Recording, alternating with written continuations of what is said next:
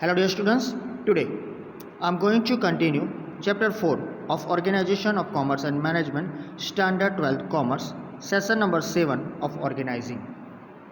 In last 6 different sessions I started and completed the different information of the organizing, including meaning, definitions, characteristics.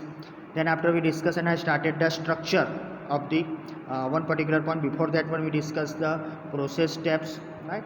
In structure we discussed 4 different types of the organization, that was line. Then after functional, also we discussed formal and informal. In informal we discussed different 7 or 8 characteristics. After that one line is there, that is remain कि in the modern times informal communication structure. ये थोड़ा printing mistake है, मैंने आपको बोला था. सो अगर आपकी बुक में हो तो देख लेना. अगर कम्युनिकेशन है तो change to the structure, right. तो इनफॉर्मल स्ट्रक्चर, ये कम्युनिकेशन निकाल दो, या फिर आप लिख सकते हो informal organizational structure is used widely. ज़्यादा से ज़्यादा ये इनफॉर्मल यूज होता है to get the work from the your workers, right. क्योंकि ये एक इनफॉर्मल वे में तो आप कुछ भी उनको बोल सकते हो, राइट. टारगेट भी आप ओरली उनके साथ शेयर कर सकते हो. This enables industrial talk and discipline and also industrial disputes are lessened, hence this structure is more popular. मैंने बोला कि 1-2 लिमिटेशंस जब मैंने डिस्कस किया था तब था, right. It was there in the formal and informal organization characteristics, right. 1 or 2 limitations was also there, but here one positive point of the informal organization structure is that कि ये industrial talk को बढ़ाएगा. कई बार कैसा होता है कि sometimes if you want to talk to the point, right, at that time you have to follow the rules and regulation with workers. but यहाँ पर informal है तो industrial talk आप easily कर सकते हो. और sometimes happens कि with the discipline उसको भी आप orally सब कुछ समझा सकते हो. तो what will happen after the completion of this informal organization, or maybe we can say after using this one, कि industrial disputes will be lessened. So this is the one best type of the we can say one important point of the structure, right. That is through this informal industrial disputes are totally lessened. So we can say this structure is more popular, right. So dear students, यहाँ पर ख़त्म होता है हमारा formal informal. Now let's move to the 5th and last organizational structure, that is matrix organization. So many times the this type of the short notes, okay, 1 or 2 mark questions were there in the examination. और ये थोड़ा अलग type का organization structure है. Let's start and complete with the details. First of all meaning, पहला तो याद रखो what is the meaning of matric organization. उसके बाद हम डिज़ाइन में जाएंगे.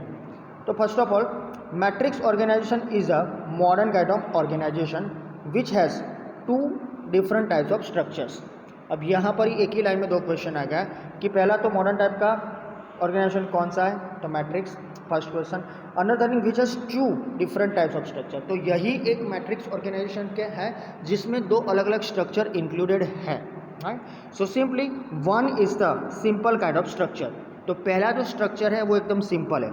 उसमें क्या आता है, which forms the part of decision making, and the second one is the technical problem solution based, which is called project structure.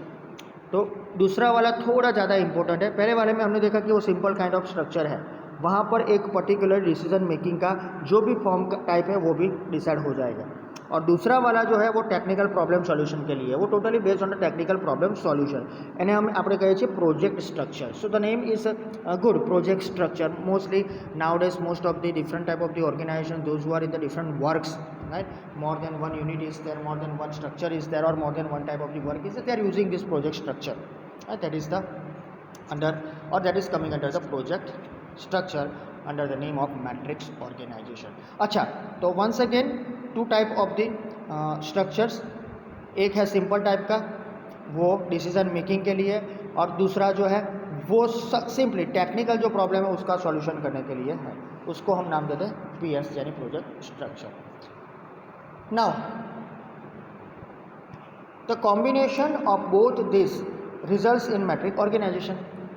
तो अब अलग अलग काम करना है. एक सिंपल सा है और the simple kind of structure, और next one that is with the technical problem solution. तो दोनों को हम मिक्स करेंगे तो it will become matrix organisation. Here we can say कि matrix organisation is a modern organisation type which is involving work based and project based peculiarities. तो ये एक मार्क का क्वेश्चन हो सकता है.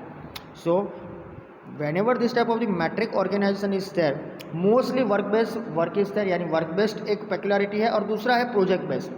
तो एक तो डिसीजन जो आप लेते हो लाइन ऑर्गेनाइजेशन में देखा, फंक्शनल में हमने देखा, फॉर्मल में भी देखा, ऑन द बेसिस और वर्क बेस्ड टोटली. तो फंक्शनल ऑर्गेनाइजेशन जो वर्क बेस्ड पर था उसको यहाँ फॉलो कर सकते हैं, लेकिन one is involving work based, other involving a technical related, that is project based peculiarities. तो we have to follow this two. So in this type of the organization, the specialized work needs are given benefits. So also it was there in the functional organization, specialization was also available. But यहाँ पर जो है modern organisation type, वो एक काम के उस हिसाब से चलता है, प्रोजेक्ट के हिसाब से चलता है, और उसमें एक स्पेशलाइज वर्क भी है, उसकी ज़्यादा से ज़्यादा नेसेसिटी क्रिएट होगी. So at the same time project management benefits are also obtain. Okay, तो ये इसका एक हम बोल सकते हैं बेनिफिट है, प्रोजेक्ट मैनेजमेंट बेनिफिट. तो whatever project structure is there under that one matric organization will look after the two things, और वो एक प्रोजेक्ट मैनेजमेंट को एक बेनिफिट्स करेगा. અને બીજી ભાષામાં કહું મોસ્ટલી તો it is a multi faced structure, ज़्यादा से ज़्यादा काम यहाँ पर हो जाता है. तो ये भी एक मार्क का क्वेश्चन हो गया, it is a multi faced structure. तो थोड़े बहुत एक एक मार्क के क्वेश्चन यहाँ से निकल चुके हैं, right. Starting from that matric organization क्या है, किस टाइप का ऑर्गेनाइजेशन है, राइट. वो हम बोल सकते हैं कि उसके जो 2 टाइप्स है उसके नाम क्या है, कितने टाइप्स है, how many types of this particular matrix organization, first में क्या होता है, सेकंड में क्या होता है, राइट. ऑल्सो मॉडर्न ऑर्गेनाइजेशन उसको क्यों बोलते हैं, so it involves the work based and project based peculiarities. और लास्ट हमने देखा specialize work is here, also it is multi faced structure. So 5-6 question यहाँ से निकल चुके हैं. Now next one, design. Which type of the design is here, यहाँ पर कैसी डिज़ाइन को हमें फॉलो करना है और यह डिज़ाइन कैसी हो सकती है. So in matric organisation we find the combination of work based and project based organisation, ये हमने देखा. In this type of the organisation each project manager is given different type of the work responsibilities. तो आपको ऐसा लगेगा कि sir it was there in functional, कि हर एक को एक अपना अपना काम दिया गया, तो वही है यहाँ पर भी वही है, ये कॉम्बिनेशन है तो थोड़ा बहुत फंक्शनल भी आएगा. लेकिन कीप इन माइंड जब आप इसकी शॉर्ट नोट लिखो तो आपको प्रोजेक्ट स्ट्रक्चर के ऊपर ज़्यादा भार रखना है, प्रोजेक्ट स्ट्रक्चर को आपको आगे ले जाना है. तो सिंपल ही है कि we can say work based project based जो काम होता है तो वहाँ पर जो प्रोजेक्ट मैनेजर उसका रोल बहुत इंपॉर्टेंट है. जो भी प्रोजेक्ट दिया गया है वो प्रोजेक्ट मैनेजर अलग अलग टाइप से वर्क करेगा, यानी project manager is given different type of the work responsibilities. उनको अलग अलग काम की और अलग अलग रिस्पॉन्सिबिलिटीज़ दी जाएगी. As many project managers are appointed as per the number of projects. So ज़रूरी नहीं है कि 5, 6, 10, 12, वो डिपेंड करता है अपना प्रोजेक्ट कैसा है. मोस्टली जो कंस्ट्रक्शंस कंपनी होती है, मोस्टली जो different of the producing companies होती है, उनमें ये ज़्यादा से ज़्यादा प्रोजेक्ट मैनेजर्स अपॉइंटेड होते हैं और as per the number of projects उनको काम डिवाइड किया जाता है.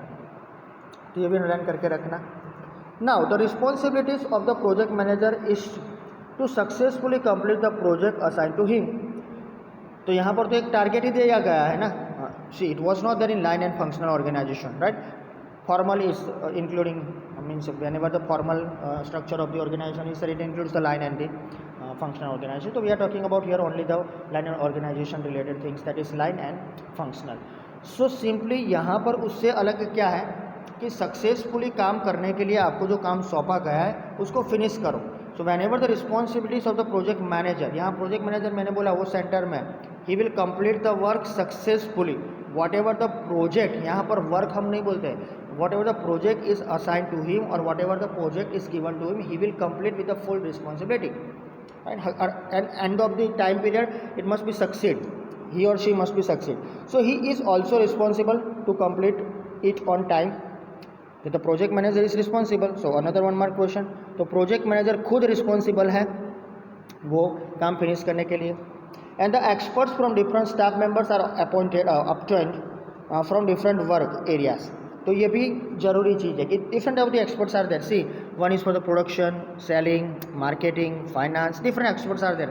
ये तो हमने बहुत बड़े बड़े नाम दे दिए, क्लर्क्स, बर्स, हर कोई होता है. So all are expert in their field. तो different experts from different staff members are obtain from different work, right. And then that different areas are decided. तो ये लाइन भी याद रखनी जरूरत है कि जो भी स्टाफ मेंबर्स, अलग अलग स्टाफ मेंबर्स है, वहाँ से हम वी आर, और वहाँ से हम कुछ ऑब्टेन करते हैं जो अलग अलग काम उनको सौंपा गया है वो. Such kind of selected experts are divided into different groups. अब ये डिफरेंट ग्रुप्स कौन सा है उसका लिस्ट है, ये 2 मार्क का क्वेश्चन आता है. लेकिन ये जो डिफरेंट वर्क एरियाज में हमने उनको ऑब्टेन किया, जो डिफरेंट वर्क एरियाज के हिसाब से हमने काम करवाया, तो उसमें जो अलग अलग ग्रुप्स पढ़ते हैं वो क्या है. सीधा example, computer experts are there, research experts are there, manufacture and creation special experts are there, technical experts are there. तो these are the names. Okay, 1 2 mark के लिए आपको चलेगा. 2 मार्क में तो ये बहुत छोटा है, लेकिन थोड़ी बड़ी इन्फॉर्मेशन आपको डालनी पड़ेगी उसके हिसाब से कि this type of the experts are divided into different groups. Okay, and then after give the name. So ये नाम याद रखो. कंप्यूटर के लिए है आरडी, रिसर्च एंड डेवलपमेंट के लिए, मैन्युफैक्चरिंग गुड्स के लिए यानी कि कुछ नया करने के लिए क्रिएटिव टीम भी है, स्पेशल एक्सपर्ट भी है, और technical. Right. So mostly this kind of experts are obtain from different work groups. अब यहाँ अलग अलग ग्रुप्स है, उसमें तो इनको लिया जाता है. तो हमारे ये फुलफिल हो गया कि he is the responsible, right, he is the responsible to complete work, and experts from different staff members are obtain. जो अलग अलग स्टाफ मेंबर्स हमने एक्सपर्ट लिए वो यहाँ से ये एक्सपर्ट आते हैं और they will complete their work on time. So once when the work is done they are sent to their respective work areas to which they belong. तो उनसे काम निकलवा दिया, उनसे काम करवा लिया, हमारा टारगेट अचीव हो गया, हमारा ऑब्जेक्टिव फुलफिल हो गया. आप उनको वापस अपने जो भी रिस्पेक्टिव डिपार्टमेंट है, रिस्पेक्टिव सेक्शन है, उसमें भेज दो. तो सिंपल ये आपको कुछ ऐसा लगेगा कि सर ऐसा तो कई बार हमने सुना है. तो हर जगह अब ये मैट्रिक्स ऑर्गेनाइजेशन चलता ही है. समझ लो. One important thing is sir I am from the accounts, I am from the commerce, right, and I am working in the commerce और अकाउंट डिपार्टमेंट, यानी कि I am in the particular department when it is directly connected with the finance, but somehow I have some of the expertness for the calculation, right. जो भी calculation होता है, तो एक project लिया हुआ है हाथ में, for example construction of bridge, तो उसका जो अकाउंट्स देखना है उसके लिए हम स्पेशलाइज पर्सन को अपॉइंट नहीं करेंगे. जो उनके डिपार्टमेंट में, फाइनेंस डिपार्टमेंट में है, राइट, उनको बुलाएंगे, यानी कि मुझे बुलाएंगे और मुझे बोलेंगे you have to look after the particular accounts of so and so project. मैं वहाँ चला जाता हूँ, राइट. 10-15 दिन, महीना, 1-2 महीना काम शुरू हुआ, ख़त्म हो गया, 6 महीने में संपूर्ण हम बोलते हैं 101% इट इज़ कम्प्लीटेड. तो उसके बाद मैं सब सबमिट करवा के मेरे काम पर वापस आ जाऊँगा. सिंपल. उस साथ में मुझे मेरा रेगुलर काम भी चलता है. लेकिन ये सब क्या है, ये एक एक्सपर्ट से रिलेटेड वर्क है, तो उनको ही डिफरेंट वर्क ग्रुप्स के हिसाब से दिया जाता है. सो काम हो गया तो वापस वो अपने रिस्पेक्टिव प्लेस पर चला जाता है, right. It from where he is belong. So the matrix organisation structure can be drawn in the following manner. तो हमारे पास उसका एक ड्राइंग है, यानी कि हमारे पास उसका एक फिगर है जिसे हमें फॉलो करना है.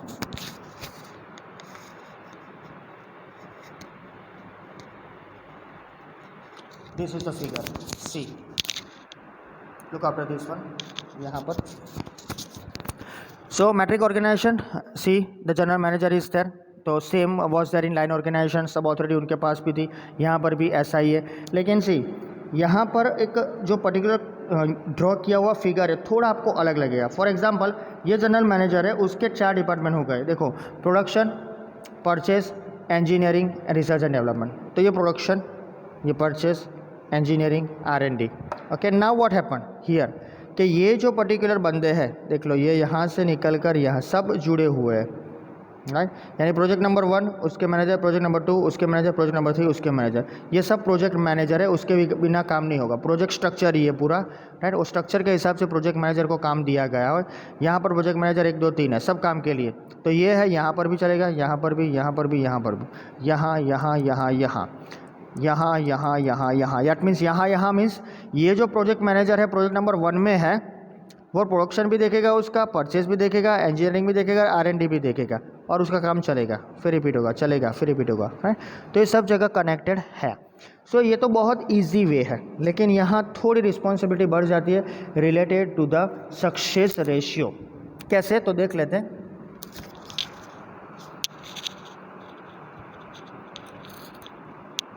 From the above diagram it is clear that in matrix organization the flow of authorities is double fold.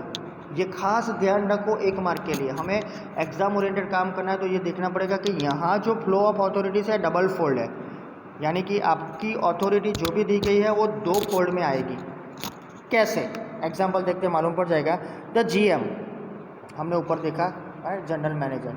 तो ये जो GM है from upper level passes on the project heads to lower level in linear organisation. तो यहाँ पर हमने देखा general manager है, वो जो कुछ भी पास करेगा वो अलग है। It was different in the line organisation की he passes some of the authorities to his और हर सबऑर्डिनेट्स। तो it was there. So it is also mention here that all the project heads function independently. तो यहाँ पर जो भी project manager है उनके जो भी हेड्स आएंगे, राइट, प्रोजेक्ट नंबर 1 में जो भी मैनेजर होंगे उनके जो भी हेड्स आएंगे ये इंडिपेंडेंटली काम करेंगे। उनका खुद का एक वर्क बेस होगा, उनका खुद का एक डिसीजन मेकिंग होगा। So they obtain experts needed by them from different work groups और एरियाज। तो जो प्रोजेक्ट मैनेजर है उसके हिसाब से कोई ले सकेगा, तो इसकी रिस्पॉन्सिबिलिटी बढ़ जाएगी और प्रोजेक्ट मैनेजर उनसे काम करवाएगा एज पर हिज और हर नीड। तो प्रोजेक्ट्स हेड फंक्शनली और project head work out independently. So they obtain experts needed, right, यहाँ पर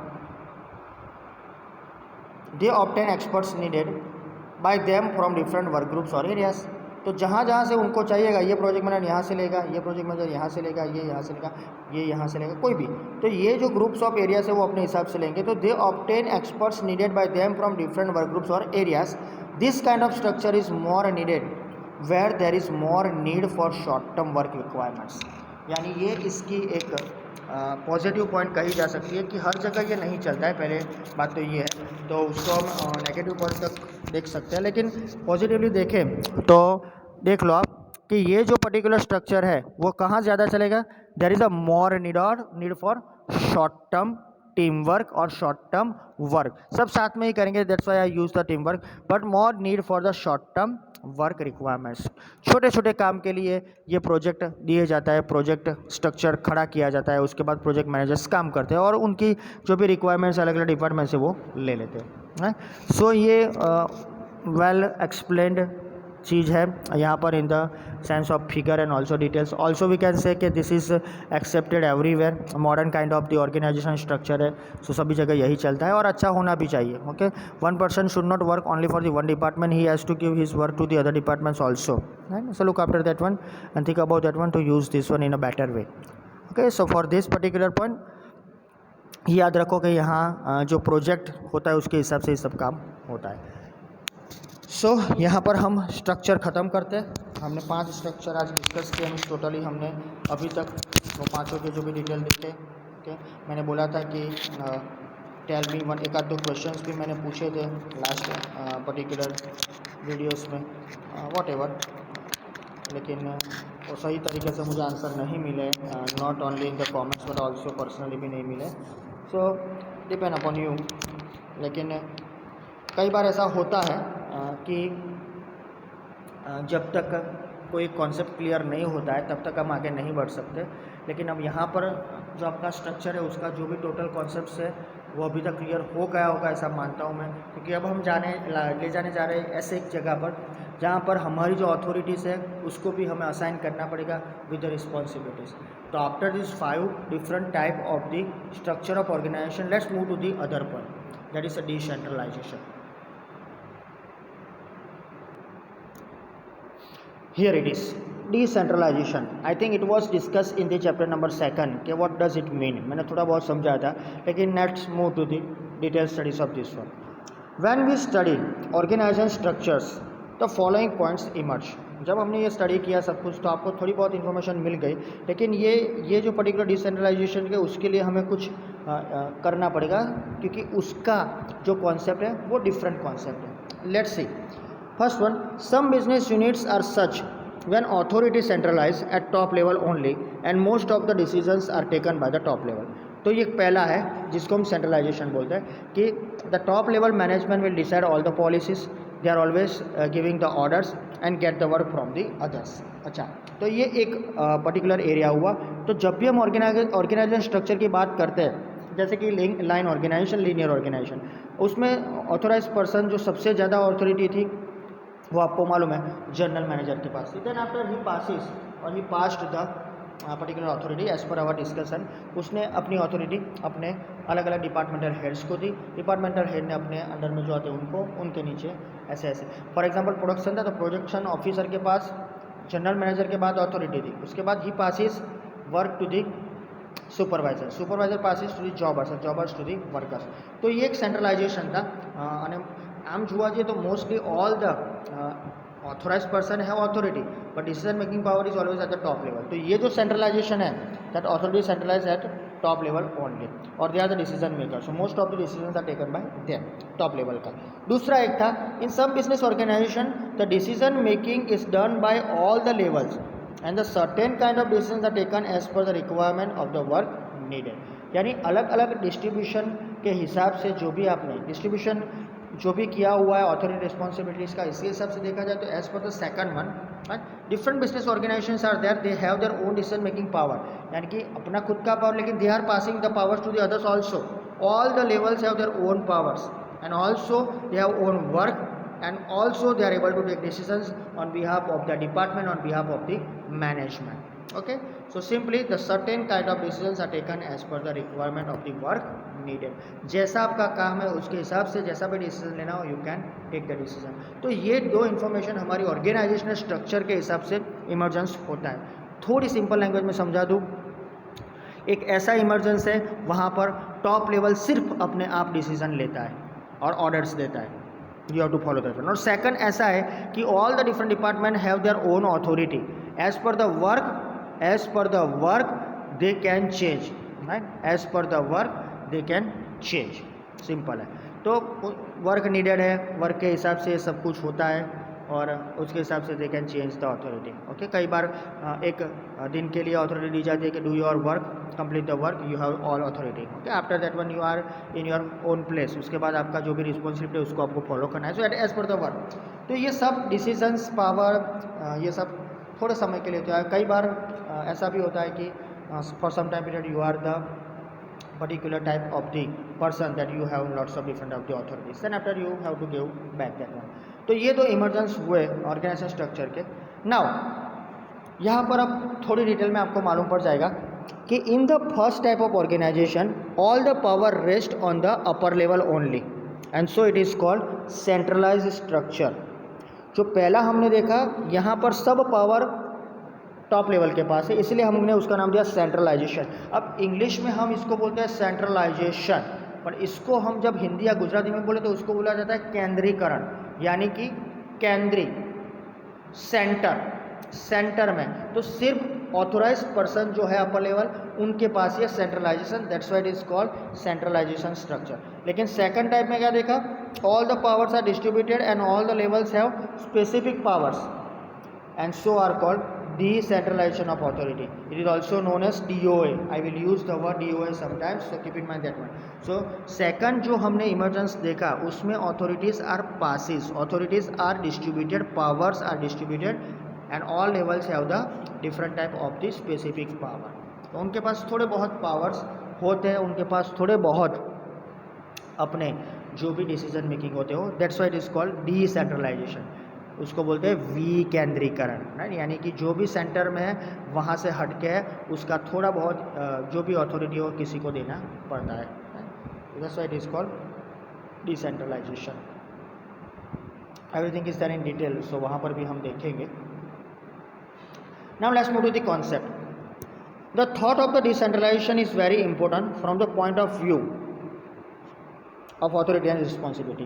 So when the decentralization is there, always authority and responsibilities are at the center. जब centralisation है तो mostly authority को ज़्यादा ध्यान में रखा जाता है, रिस्पॉन्सिबिलिटी आर प्रासिस, अथॉरिटी उनके पास रहती है. But whenever the decentralisation is there, both the points are important, that is authority and responsibility. अच्छा, the administrators have to themselves decide whether to have centralized or decentralized power in the organization. ये चीज़ एक mark में याद रखना कि when the particular unit is starts or the establishment is done, और unit जब भी स्टार्ट होता है at that time the administrators, for example line organisation है तो you know board of directors के अंदर में जनरल मैनेजर होते हैं, वही डिसीजन लेते हैं. हमने लाइन ऑर्गेनाइजेशन में देखा कि जो हेड है, राइट, वो एडमिनिस्ट्रेटर्स जो हेड है मोस्टली वो जनरल मैनेजर हो या बोर्ड ऑफ डायरेक्टर्स होते हैं. फंक्शनल ऑर्गेनाइजेशन है तो उसमें आप देखने जाओ तो mostly it is in the hand of the CEO. तो यहाँ पर जो ऑथोराइज पर्सन है वो डिसाइड करता है कि which type of the particular type, यानी कि सेंट्रलाइजेशन करना है डिसेंट्रलाइजेशन. तो they will decide, administrators will decide whether to have the centralise और decentralisation power. Here small sized organisation can have centralised powers and the large size organizations can have decentralized form. तो जब छोटे छोटे unit होते हैं centralisation चलता है। अगर आपका फुल्ली लाइन ऑर्गेनाइजेशन चलता है, राइट, तो नेचुरल है ना, आप लाइन ऑर्गेनाइजेशन चला रहे हो, अथॉरिटीज़ पास ऑन करते हो, तो फिर सिंपल चीज़ें, अथॉरिटी पास ऑन नहीं होती है लाइन में, वो धीरे धीरे धीरे काम पास ऑन होता है और अथॉरिटी कम पास ऑन होती है। लेकिन इट लाइस वो स्ट्रक्चर में होता है, तो वहाँ पर स्मॉल साइज है, तो यहाँ पर डिसेंट्रलाइजेशन नहीं हो सकता, उसको सेंट्रलाइजेशन ही फॉलो करना पड़ता है। लेकिन यूनिट बढ़ाओ, 500, 1000, 300, 500, 400, 1000 लोग काम करते हो, फिर वहाँ आपको अथॉरिटी देनी पड़ती है। अगर आप ही समझ लो कि मैं ही सब कुछ करेंगे सेंट्रलाइजेशन के तौर पर, तो कुछ नहीं होगा, क्योंकि आपका डिसीजन मेकिंग पावर अच्छा है, you are able to give the orders, you can able to complete the work on time by taking some of the works from the your lower level, यानी सबऑर्डिनेट से आप सब काम ले सकते हो। लेकिन कई बार आपके पास कई इन्फॉर्मेशन नहीं होती है, एंड वो एक्सपर्ट्स के पास ही होती है, वही उसको सॉल्व करता है। वो यूनिट बड़ा होता है तब आपको डिसेंट्रलाइजेशन यूज़ करना पड़ता है। लेकिन मैं फिर से बोलता हूँ कि वो एडमिनिस्ट्रेटर्स की पॉलिसी ऊपर है, राइट, वो बोर्ड ऑफ डायरेक्टर्स होते हैं, या फिर समझ लो कि सीईओ है, या फिर जनरल मैनेजर है, वो डिसाइड करेंगे कि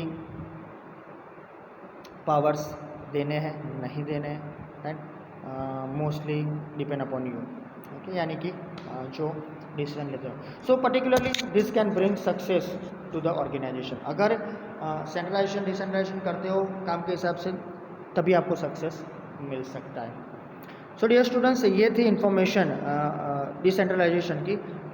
थोड़ी बहुत स्टार्ट करो तो उसके हिसाब से देखना इंट्रोडक्टरी पार्ट, राइट। ये शायद 3 या 2 मार्क में भी आ सकता है, यानी सेक्शन सी और डी के लिए 2 या 3 मार्क के लिए। तो look after that one when you are going to write down. अलग से पूछा गया कॉन्सेप्ट, तो ये इन्फॉर्मेशन नेसेसरी है, right. Starting point of view के लिए ये जरूरी है, और मीनिंग और डेफिनेशन वो भी याद रह जाएगी। So let's see the delegation of power from upper to lower level in orderly manner is known as decentralisation of power, यानी DOA डिसेंट्रलाइजेशन ऑफ अथॉरिटी, और DOP हम जनरली यूज़ नहीं करते, लेकिन मीनिंग क्या बोल रहा है कि डेलीगेशन ऑफ पावर आप किसी और को पास ऑन करते हो, यानी पावर आप किसी और को देते हो, राइट। कहाँ से? तो from upper to lower level, तो पावर ऊपर से लेके नीचे तक आता है। हमने ये सब कुछ देख लिया है इन द लाइन ऑर्गेनाइजेशन। तो ये जो डेलीगेशन ऑफ पावर है ऊपर से नीचे, यानी अपर to lower in orderly manner, वो सीक्वेंस टूटेगा नहीं, it will be there in orderly manner, that is called decentralization, yani whatever the power is there that is coming down from upper to lower level. એનો મતલબ એવો થયો dear students કે authority જે highest ટોપમાં જે લોકો છે એ લોકો નીચે પાસ ઓન કરે છે, that is called decentralization. it was not there, or it is not there in centralization. Centralisation में ये पॉसिबिलिटीज नहीं है. Now definition.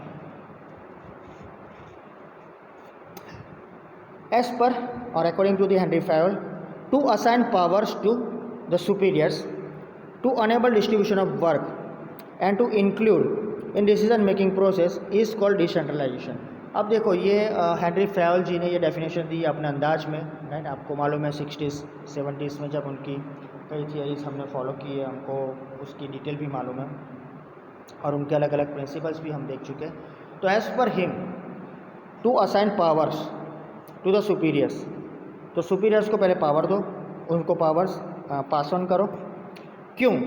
To enable distribution of work, तो उनको भी किसी और को काम देना है. So whenever it is given power is with them, they can give the work to the others. अगर मेरे पास पावर ही नहीं तो how I am able to give the work. मैं दूसरों को कैसे कह सकता हूँ कि आप काम करो, क्योंकि आई डोंट हैव पावर. मैं भी एक एम्प्लॉय, वो भी एक एम्प्लॉय, तो मैं किसी को बोल नहीं सकता. So first of all if I am the authorise person, I have the authority, I can pass on some of the authorities to others to complete the work. यानी उसके हिसाब से मैं काम डिस्ट्रीब्यूट करूँगा. फॉर एग्जाम्पल, इसमें detail की आपको जरूरत नहीं, लेकिन बता देता हूँ. For example, if the manufacturing unit is there, production officers are appointed if they are not passing the authority to production manager or not passing to the authority to raw material supplier or raw material mostly store में जो बैठते हैं वो purchase में. So how they will pass on और how they will give the orders to the workers और the supervisors जो भी उनके नीचे आते हैं, उनको कैसे ऑर्डर देंगे कि काम करो, क्योंकि उनके पास ही अथॉरिटी नहीं है ना. Okay. So to enable the distribution of work and also to include in decision making process is called decentralisation. यानी सिर्फ उनको काम दे दिया सुपीरियर्स के पावर्स के हिसाब से, डिस्ट्रीब्यूशन वर्क भी वो दे सकते हैं, लेकिन उनको इंक्लूड करना है डिसीजन मेकिंग प्रोसेस में, तभी वो डिसेंट्रलाइजेशन होगा as per the Henri Fayol. तो इंक्लूड करो उनको. So in this way the allotment of decision making authority to that sphere of people who need to take decisions is called decentralisation of power. यानी कई बार ऐसा भी होता है कि we have to allot the decision making authority. Production का काम करे उनको प्रोडक्शन के रिलेटेड अथॉरिटी दो, फाइनेंस का काम करते हैं उनके हिसाब से मार्केटिंग, उनके हिसाब से सेलिंग, उनके हिसाब से HR human resource personal, that is उनके हिसाब से कई डिपार्टमेंट पढ़ते हैं। तो as per department right they can take the decisions authority also to the sphere of the people, उनको सेंटर में रखते हैं। So who need to take the decisions, that is called decentralisation of power. जिनको जरूरत पड़ती है वो decision ले सके।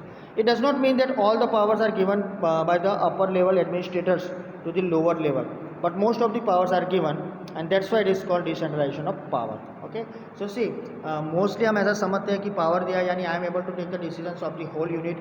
No, mostly you have that authority to opt your particular work only. Sometimes the unit related authorities are given to you.